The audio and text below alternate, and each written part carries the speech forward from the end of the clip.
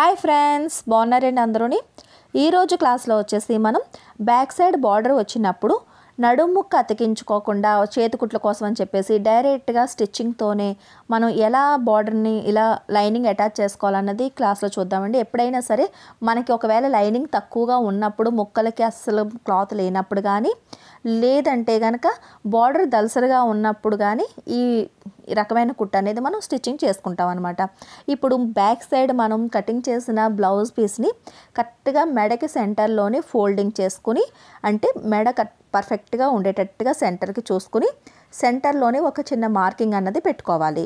దీనివల్ల ఏంటంటే మనకి ముందు మామూలుగా అయితే మనం రాంగ్ సైడ్ వైపు స్టిచ్చింగ్ చేస్తున్నప్పుడు మెడ అనేది స్టిచ్చింగ్ చేసేస్తాం కాబట్టి ఎటువంటి ప్రాబ్లం ఉండదు.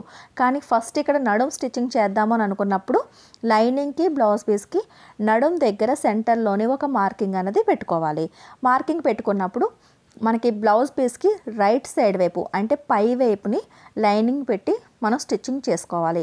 అప్పుడు ఏం చేయాలంటే ఈ రెండు మార్కింగ్లు కూడా ఒకే దగ్గరికి వచ్చేటట్టుగా మనం ఇలా అరేంజ్ చేసుకోవాలి.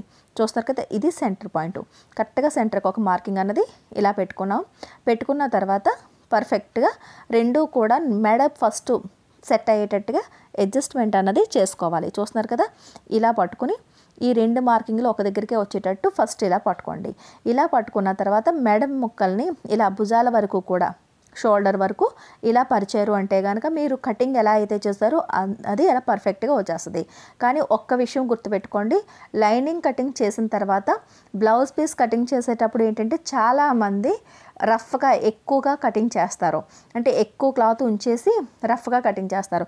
అలా కటింగ్ చేసినప్పుడు ఇలాంటి స్టిచ్చింగ్లు చేయాలన్నప్పుడు ఇబ్బందిగా ఉంటుంది. లైనింగ్ ఎలా అయితే ఉందో అలాగే బ్లౌజ్ పీస్ కూడా కటింగ్ చేసుకుంటే ఇబ్బంది లేకుండా పర్ఫెక్ట్గా వస్తుంది అనమాట. ఇలా సెంటర్కి ఇలా చూసుకున్న తర్వాత పిన్లు తీసుకుని సెంటర్లోనే ఫస్ట్ ఇలా ఒక పిన్ని ఇలా గుచ్చి పెట్టుకోండి. అలాగే నడుము దగ్గర కూడా ఒక పిన్ పెట్టుకోండి. అదే రకంగా ఎక్కడైతే జరుగుతుంది అని అనుకుంటారో అక్కడ సైడ్ని నడుము దగ్గర అటువైపు ఒకటి, ఇటువైపు ఒకటి కూడా ఇలా కదలకుండా ఇలా పిన్నులు పెట్టుకోండి. ఎందుకంటే ఫస్ట్ మనం నడుం స్టిచ్చింగ్ చేయాలి కాబట్టి. దాని తర్వాత ఏంటంటే ఒక పాదం ఖర్చు వెడల్పుని ఇలా పట్టుకుని స్టిచ్చింగ్ చేసేటప్పుడు మాత్రం బార్డర్ ఏ కలర్ దారం అయితే ఉందో ఆ దారమే పెట్టుకోండి. అంటే బ్లౌజ్ చూస్తారు కదా, కొద్దిగా లైట్ ఆరెంజ్ కలర్లో ఉంది. అలాగని చెప్పేసి ఆరెంజ్ కలర్ దారం కాకుండా బార్డర్ లైట్ గ్రీన్లో ఉంది కాబట్టి ఆ గ్రీన్ ఫ్రోజీ కలర్లో ఉందండి, ఆ కలర్లోని దారం తీసుకోవాలి. బార్డర్ ఏ కలర్ అయితే ఆ కలర్ దారం తీసుకుని ఇలా ఒక పాదం ఖర్చు వెడల్పుని ఫస్ట్ స్టిచ్చింగ్ అనేది చేసుకోవాలి. దాని తర్వాత మనం పెట్టుకున్న పిన్స్ ఉన్నాయి కదా, ఆ పిన్ అనేవి తీసేసుకోవాలి. ఇలా పిన్స్ తీసేసుకున్న తర్వాత మనకి లైనింగ్ని ఓపెన్ చేసుకోవాలి. ఇలా లైనింగ్ ఓపెన్ చేసుకుని మనకి ఫోల్డింగ్ పర్ఫెక్ట్గా అవ్వాలి అని అంటే కనుక ఇలా ఓపెన్ చేసిన తర్వాత ఎక్కడ లూజ్ లేకుండా ఇలా పర్ఫెక్ట్గా పట్టుకొని రెండు చేతులతోనే సాగదీసినట్టుగా పట్టుకొని లైనింగ్ అంచు మీద స్టిచ్చింగ్ చేయాలి.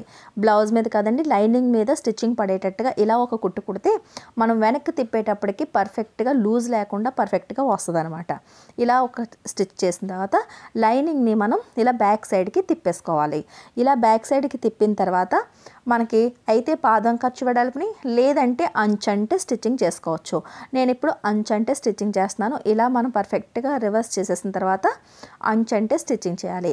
ఎట్టి పరిస్థితిలోనే కూడా లైనింగ్ అనేది బయట వైపుకి కనిపించకూడదు. అంటే నడుం దగ్గరికి లైనింగ్ అనేది బయటకు వచ్చేటట్టుగా మనకి ఉండకూడదు. మొత్తం లోపల వైపుకి తిప్పిన తర్వాత ఇలా స్టిచ్చింగ్ అన్నది చేయాలి. ఇలా స్టిచ్చింగ్ చేసుకున్న తర్వాత మళ్ళీ ఇలా మీరు రివర్స్ చేసి, అంటే ఇది స్టిచ్చింగ్ అయిపోయిన తర్వాత ఇప్పుడు బ్లౌజ్ ఏ కలర్ అయితే దారం ఉందో ఇప్పుడు దారాన్ని మార్చేసుకోండి. ఇప్పుడు మార్చిన తర్వాత ఇలా రాంగ్ సైడ్ వైపుకి తిప్పుకొని మళ్ళీ ఒక్కసారి ఇలా సర్దుకోండి.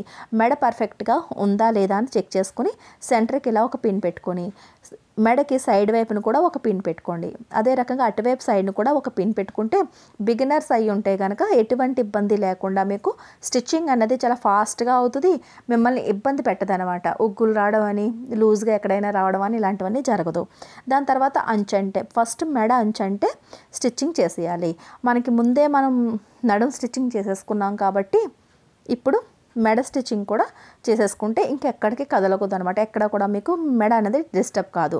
దాని తర్వాత ఇలా ఆర్మ్ రౌండ్ ఏంటి సైడ్ జాయింట్ల వైపు మన లైనింగ్ని అటాచ్ చేసేసుకోవాలి. ఇలా రెండు వైపులా కూడా మీరు స్టిచ్చింగ్ అనేది చేసేసుకోవాలి. అరిచేతిని కరెక్ట్గా బ్లౌజ్కి సెంటర్లో పట్టుకొని ఇలా స్టిచ్చింగ్ చేస్తే ఎక్కడా కదలకుండా ఉంటుందన్నమాట. మీరు ఏ రకంగా స్టిచ్చింగ్ చేయాలనుకుంటున్నారో అలా చెప్పినట్టు క్లాత్ వింటది. చూస్తున్నారు కదా, ఈ రకంగా అరిచేతితోని క్లాత్ని గట్టిగా పట్టుకోవాలి. పట్టుకొని ఇలా మనకి ఎలా అయితే రౌండ్ ఉందో అలా రౌండ్ తిప్పుకుంటూ వచ్చేస్తే కనుక ఉగ్గులు రాకుండా ఉంటుంది. ఇలా మనం స్టిచ్చింగ్ చేసేసిన తర్వాత లైనింగ్ కన్నా బ్లౌజ్ పీస్ ఎక్కడన్నా ఏమాత్రమైనా ఎక్కువగా అంచులు ఉంటే కనుక అవి ట్రిమ్మింగ్ చేసేసి నీట్గా ఫినిషింగ్ చేసేసుకోవాలి. సరేనండి. ఇలా పిన్నులు మాత్రం తీసేయండి. పిన్నులు తీసిన తర్వాత చూసారు కదా, ఇక్కడ ఏమన్నా లైన్ బ్లౌజ్ పీస్ కట్ట ఎక్కువ ఉంటే అది తీసి కటింగ్ చేసి పర్ఫెక్ట్గా చేసుకోండి.